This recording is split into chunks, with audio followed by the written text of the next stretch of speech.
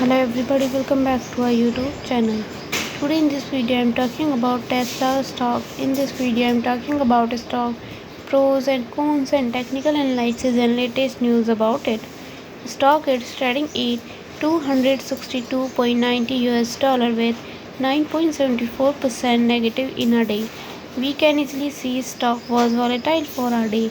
The volume of stock was recently not all-time high, so the fundamental stock is not better for today. Before buying and selling the stock, please consult your financial advisor. Today's video is done.